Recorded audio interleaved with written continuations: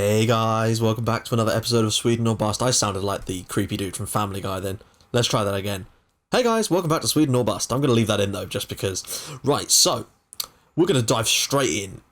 In fact, no, if you've been enjoying it, feel free to hit that like button, it means the world. And if you'd like to even more than that, hit the subscribe button. Thank you very much. Now, we started off the month against Halmstad away, and this was a game that I was confident in winning, but when we actually look at the stats for the performances in this game, we were very, very lucky to get anywhere near winning this game. We were very, very poor, and this was one of our few smash and grab results this year, but it's good to win games when we're playing awfully, because it keeps us in with a shot of actually somehow managing to win the title. Still not confident because of the way that Helsingborg are playing, but we are playing out of our skins at the moment, and therefore I think we really are a contender to win it for a second year in a row, and that would make me really, really happy, because I am using my own custom tactic with a little help from you guys, which is fantastic. And not only that, but I'm really, really tinkering a lot with the tactics during the games, and it is having an effect, so I'm actually starting to get the grips of this, really, and it's the first time I've played Football Manager being so immersed in it, so it's really great to... You get a much bigger sense of achievement, I've got to say, when you're playing it like that. And it's been great to see, and I think we can actually win our second title in a row, and that's fantastic. So, in this game, obviously, Mateus Biesmia's header was what got us the win, but my God, it was not a pretty result. But it's the win that matters.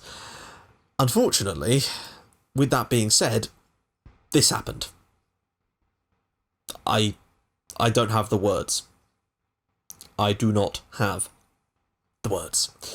Let's just go straight into the highlights. Let's just go straight to it. I'll see you guys there. Now, the plan here was to basically just stop them from scoring, but I did want to also try and get a couple of goals, because I figured if we could get a couple of goals, then that should pretty much suit us perfectly. And pretty much just before half-time, Salomonsson out on the wing, back to Johansson. It comes back into the middle this time, running over Stad, back to Salomonsson, whips it across, and there is Christopher Niemann.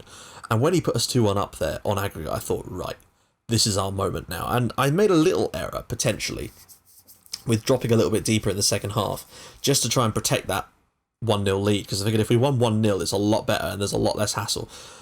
But I did kind of, maybe we should have gone for a second goal, because at least if getting a second goal would have meant that they'd have been under even more pressure and we could have really sat back. It was an aimless ball through there, and that was really, really poor. But look at the amount of shots they've had in this game, and also you'll notice that we won this game 7-1 on clear-cut chances. 7-1. And eventually the ball is whacked over the top here to Kaplak, and he just crosses it in, and there is Prödl. 1-1. And suddenly I'm thinking, oh, Jesus. And that was straight into the second half, so we then did have to try and go for it, but I knew then that if they scored a goal, that could put us at real trouble. It wasn't until extra time that I got to breathe a huge sigh of relief. Eventually, Rapid Vienna lose the ball as they are trying to come forward, and yeah, it's here actually. I think Augustinsson wins it, and Ronny Övenstad drops the ball off to Augustinsson, who then eventually plays it out to Goossens, who then just flies down that wing, and then it's just beautiful play here. There's a bit of a mix-up in the box. Malach has headed it back out to Ronny Övenstad. Goossens' cross is then played to right to the far post from Augustinsson. Here we go. It's then put back into the middle, and Ronny Övenstad, who'd made a late run, in the 107th minute of the game, puts us 3-2 up on aggregate, and I'm thinking, Champions League playoff, here we bloody come. And that was like our 7th clear-cut chance of the game, so I was very, very glad. Then, of course, though, 7 minutes later, ball over the top, goes straight over the top of our defender, and Kaplak just smashes it into the bottom corner. 2-2, and we couldn't do anything, and we went out of the Champions League on away goals in a game that we had 7 clear-cut chances to 1 and 17 shots to 4. Pissed off? You could say so. We have obviously apparently been moved into the Europa League, so that actually is a thing that can happen now, which is kind of cool, and we will talk about our Europa League game in a sec. Next up, though, we had Elfsborg, who, again, seemed to start the season really well and start to fall away, but the fact is they are still right in there, which is why this result came as a bit of a shock to me. We were absolutely spectacular in this game. Johansson's goal early on, quickly followed up by Ludwig Orman with a goal. He was playing mainly because of the fatigue that we'd suffered having just played that game against Rapid Vienna not that long in the previous to that, which is why I'm surprised we did so well in this game. But then Malach made it 3-0 before 25 minutes had even passed by. Victor Claesson was able to get one back for him, but just on the stroke of half-time practically, John Goossens made it 4-1 at the break, and then a goal in the second half for Philip Hagland wrapped this one up. And if you look at the stats, I don't know how that happened. I guess this is exactly what Vienna did to us in a sense. but not quite so extreme. We pretty much had evens in this game, although our possession was better, and yet we managed to score 5 goals to their 1. I think they were a little bit fatigued as well, but really there's no excuse. We played in the Champions League in the midweek, but it was a big win, and big wins is what we were missing out on last year. This year, things are starting to get a little bit better for that, and our goal difference is definitely improving. We then had a cup game, and I massively rotated the squad for this one, as you can imagine. And we were playing against Syrianska IF Kerburan, or Sherburan, I don't know how to pronounce it. They are a 3rd division side, and not to be confused with Syrianska, who are, I believe, a Super Ettan side. They're different teams. We were definitely the better side, but we certainly didn't dominate to the extent that we did against Karlstad.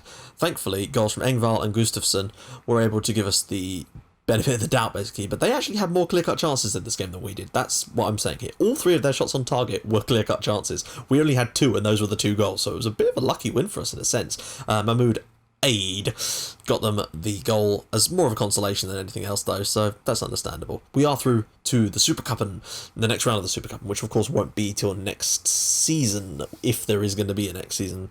It depends. I'm not sure what to do. Basically, if we get through to the knockout stages of the Europa League after the group stages, which we still haven't, then I maybe I'll carry it in so we can do the Europa League latter stages next season as well, because it will give some more time as well, because of we don't want a gap before Football Manager 15 videos start, do we? Anyway, next up we had Genk, who we were drawn against in the Europa League playoff, and this was the playoff, which meant that it was win this, get to the group stage. Genk are a decent team, so it was, again, we've not been getting a lot of luck with our draws. We've been given some horrific teams, and I should also point out that had we beaten SK Rapid Vienna, we'd have been in the playoff and we'd have been against Victoria Pilsen, and that would have been a very, very tough game, because they've got pedigree of getting into the group stages. So that would have been quite a toughie, although I still think we deserve to go through. Perhaps not through another round, but we definitely deserve to be in that playoff, so the board weren't exactly overjoyed with the result. Anyway, against Genk, away from home, we basically did the exact same thing that we did against Rapid Vienna. Except it was a really, really weird one. We were pretty poor in this game, and didn't really start playing until Kaleem Highland was sent off with 12 minutes left. And I thought, well, a 0-0 draw isn't awful, but a goal would be better. And then the 10 men of Genk scored in the 90th minute through Jelle Vossen, who I'm guessing is back from being at Middlesbrough, because I believe that's who he's actually with at the moment. Now, that was that, basically. I thought a 1-0 defeat away from home is pretty poor, and that's going to be really quite difficult to over. They've got a player called De Kock. Sorry. Damien De Kock. Yes, sir. Sorry, I appreciate names like that. I did not notice that in the match engine. That's really bizarre. I'm massively immature. But hey, you can't ignore De Kock. Now, we managed to get an equaliser in the 92nd minute through Christopher Neiman. What a hero. And he's given us he gave us a real chance in the second leg, basically. At 1-1, you're thinking, poof. It's basically the same thing that was needed against Rapid Vienna. And as you'll see, we actually did that. But next, we had Mjällby at home, and it was very much similar to the Elfsborg game, in that we were dominant, but not overly. And we got goals maybe where we didn't deserve them. I don't know. But May Malangu scored 2 absolute humdingers. And Christopher Neiman, once again, stepping up with a big, powerful header this time.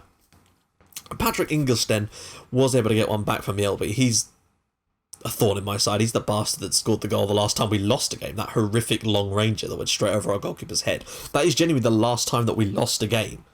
Look. Yeah. Wednesday, the 13th of May, was the last time that we lost a game in any competition. We went out the Champions League without even losing a bloody game. So, we moved on to the Genk game. All aboard the Genk bus. Not. All aboard the IFK Goteborg bus. And Igor Zofchak, take a bow, because his goal was enough to secure the win and passage into the Europa League group stages. Now, the downsides to this were we got injuries to not only John Goosens, but Ludwig Augustinsson. So it wasn't all kittens and rainbows, shall we say. But we did get through, and we are in the group stage, and I've been looking forward to playing in a group stage with these guys. I felt we deserved it, even though it is only the Europa League. It's better than nothing. And our last game of the month was away at GAIS, even though it's a home stadium kind of thing. And this was an absolute belter of a game. Like, if you were neutral, you'd have enjoyed this.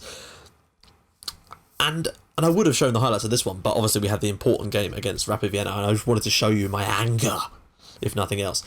Malangu with yet another goal. He's having a great little run. Put us in front early on, but Mariano's goal, and then a Filippo Boniperti penalty, put GAIS ahead 2-1 around about the 20-minute mark. And it took us until early second half when Emil Salomonsson equalised for us, quickly followed up by a goal from Soren Riex, and I thought, right, we're in front now. Things are good, let's kick on. But then, 3 minutes later, Mariano was able to put it 3-3. We should have won, probably, but they were definitely value for a point if you look at the stats, and, well, I think it's good to see them actually put up a fight like that. They are having a real go at trying to survive in the league, and good fair play to them, because they were odds on to go down this year. So it's good to see them even attempting that. And let's just show you the league. In fact, we are now top. I didn't expect this, but Helsingborg have had a pretty poor month, and I genuinely didn't expect that to happen. We are now 4 points clear of the at the top of the league with 7 games to go. I genuinely think we can do it, and I think we might even be able to go unbeaten for the rest of the season, which would be amazing, frankly. And if we hadn't had those little mishaps in the first month of the year, we're now unbeaten in 24 games, or 25 games I think it is, in all competitions, and 18 league games, which is amazing, right? I don't know what the record is for Göteborg. If you do know the record in the Allsvenskan or for Göteborg, then let me know, because I'm kind of curious if we can break that record and see how many more games it would take for us to break it. GAIS, despite that point though, are still languishing. Now, Norrköping are looking completely cut adrift at the moment. I genuinely think they are going to go down.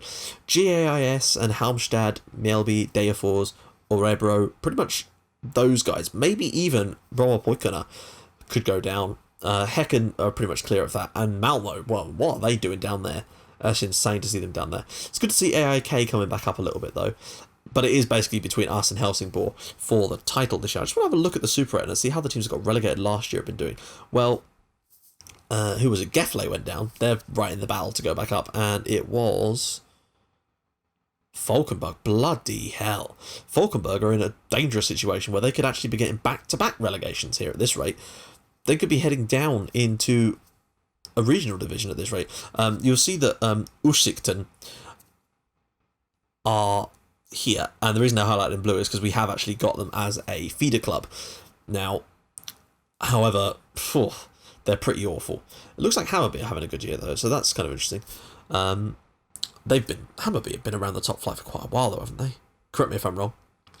Anyway, let's take a look at the stats before we end this episode. Now, I didn't even have to turn off the filter in the last episode. That's strange, or maybe I just forgot to. We haven't got that many players out on loan, to be fair. Biersmir and Alvborg are the only real consistent performers in terms of staying in the team. Top goal scorer for us now is Niemann and Malic with 12 each, but Goossens also has 10 goals, which is bloody amazing. And 10 assists. How?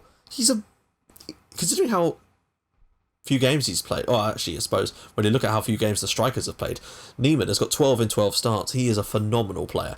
It's just he's a bit injury prone, and that is the problem, and that's why he's not always been starting. Malic has started more games and has got the same amount of goals, but assists wise, it's Goossens and Smedberg Talents. They've got 10 each. Those two just locked in a battle to the death in terms of who can have the most assists. Most player of the matches? Well, that's Malic and Johansson now with 4 apiece. No one's really flying away with that award anyway. Pass rating? Well, that's still Pakowski. 86% passing is phenomenal. The nearest one is at 84 with Salomonsson, who's now got 6 goals and 6 assists. He's an absolute phenomenon himself. No more red cards. Augustinson and Bergstrom with 6 each yellows. Top player for us is actually now Malangu. The month he's had 5 goals and 7 assists has allowed him and Johansson to leapfrog Salomonsson. Obviously, Gustafsson has got a couple, but the fact is his appearances were against Lovchen and Syrianska Cameron, or whatever they're called. So it's a little bit, it's a skewed stat. His 2 appearances have been against very, very poor quality opposition, but you can only beat who are put in front of you. So I guess it's fair to say that he's had a good time as well. Now, in the next game, I want to show you who we've got in the Europa League. Let's have a look. So our draw is difficult. I'm not going to lie. We were obviously bottom seed. Ruben, is that? Oh, no, it's Ruben, not Cuban. Ruben Kazan, that's the one. Of Russia. They'll be quite a difficult team. Everton. Jesus. I cannot see us getting out of this group, but we're going to give it a bloody good go. Young Boys, I think, are probably the only team that we're probably going to get a chance to get any result against. That is a beautiful picture. Look at that sunset. Also, just notice this. Here's the immaturity coming back in. Stade de Suisse Wankdorf. You gotta love the Wankdorf. You can't not love Wankdorf. Anyway, yeah, that was just a really, really nice picture. It's almost, wow. I can't wait to play in that stadium. No, we're at home against them in the first game. Then away at Everton, away at Reuben, away at Everton, and then a home to Everton. I think we could lose all three of those games. But if we could beat Young Boys in the opening game, it will give us a bit of confidence. Now, September's a bit of a small month, really, because we've only actually got games against Djurgården at home, Young Boys at home, and then Kalmar and Häcken away. I think we can win all four of those. I genuinely do. I think there's a good chance that we could win all four of those games, and that should see us well nicely into the next round. Well, not into the next round, because we've got all kinds of trouble in the Europa League, but it's just going to be nice to compete in it. Anyway, if you like this episode and you've liked the series, hit that like button, and if you want to see more cool videos like this, please feel free to hit that big old subscribe button. It should be located right about here, just floating in the corner of your screen, in which case, unless you have an ad blocker, in which case it won't be there at all. So just go down to the big old red thing under the video and click it there. It'd be much better. Anyway, I will see you guys in the next episode.